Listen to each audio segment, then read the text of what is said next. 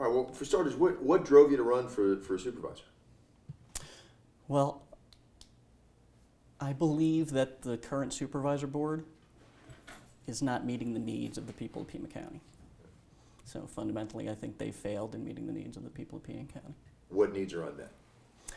Well, when you have, well, let me just say, I believe that fundamentally effective public policy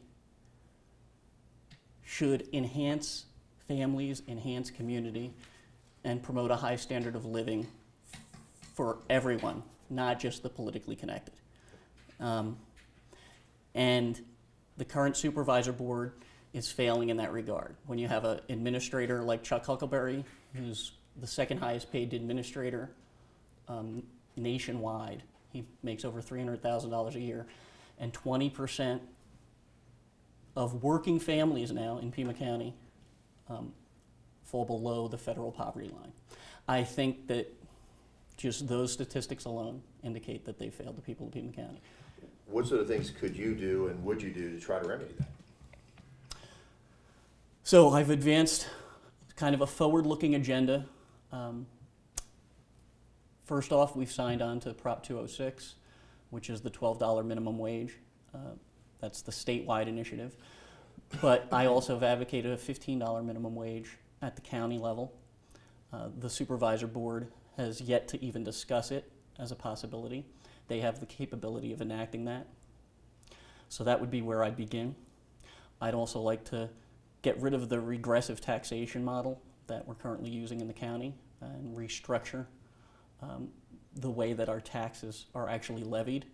I'd like to move towards having that upper 1% pay the lion's share of the taxes with a graduated income tax model rather than using the sales and property tax model that's currently in place. How tough would it be to set up the whole apparatus to handle an income tax? Because if you look at it at the federal level or even at the state, that's pretty intricate.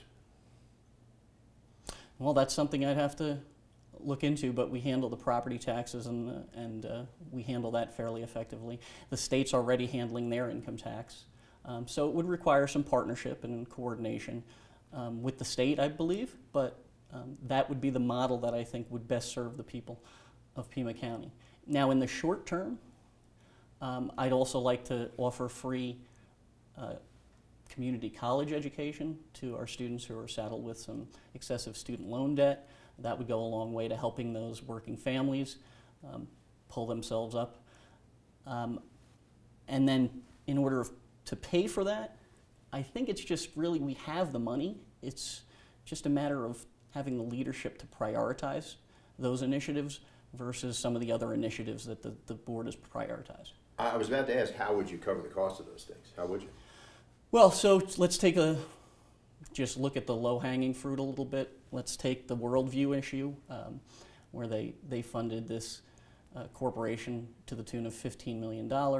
They've also recently found funding in the neighborhood of $52 million for Caterpillar. If we can find money to do that, we can certainly find money to serve the actual people who vote us into office and the electorate and the people of Pima County. Some of the incumbents argue that attracting companies that provide jobs is one of the ways and one of the best ways they can help everybody by spreading more money out through the economy. What do you think of that contention? Well, I'm in agreement with stimulating small business. Small business creates somewhere in the order of 65% of all new jobs, and jobs are really the issue, and good paying jobs are really the issue. When you move a big monopoly company like an international company to a location, they're often not creating jobs, they're just relocating jobs. And that would be my argument against subsidizing the larger corporations. The best way to attract them, in my opinion, is to put this money, we look at wasteful spending at the budget.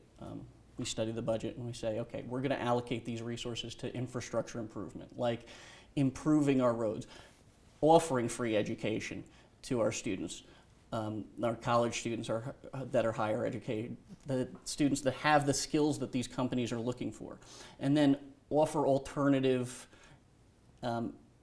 sustainable economic programs where we can stimulate small business growth with micro lending, or even just, I mean, could you imagine giving a small business the $15 million, just picking small businesses out that are doing solar energy, for instance, or clean renewable energy, or electric vehicles, or biomedical research?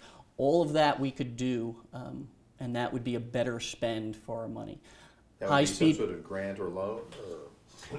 Yeah, I would be working with the small business, the board at the county level, and we would come up with a framework that would be sustainable economically, and also I'm looking more towards, as a Green Party candidate, I'd be looking more towards environmentally sensitive expenditures, and then local businesses is where it's at in terms of jobs creation. So. Now, it's the Greens Party is a pretty strong force in Europe, I understand, but it hasn't swung a lot of weight here in the U.S. What do you think your odds are in this election? That's a great question.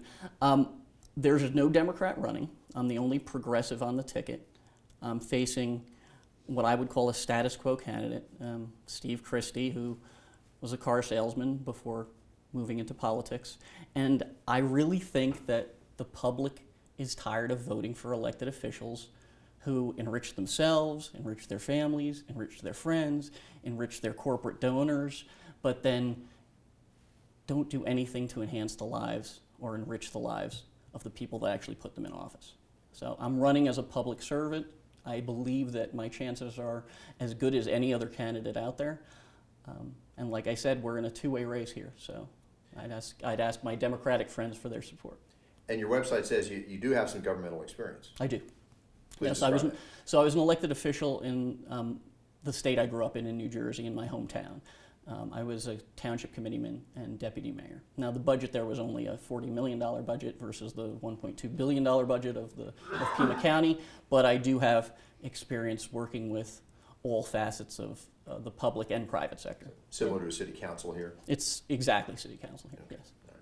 I think that's going to do it. Is there anything you feel like you want to add? Anything you touch upon that you want to, that might just hold? Right. Okay, we'll just leave it alone. Anything you want to add? So I've just gotten the endorsement from the Sierra Club, which I'm very proud of. I do oppose the Rosemont mine, and I do think one of the problems Pima County is going to face moving forward is enhancing the quality of life for an expanding population while trying to balance that with scarce local resources like freshwater resources. So I believe the best way to do that is focusing on clean air, clean water, making those public health and safety initiatives, and then with our land use, our planning and zoning, I believe that we should at least follow the recommendations of the Sonoran Desert Conservation Plan.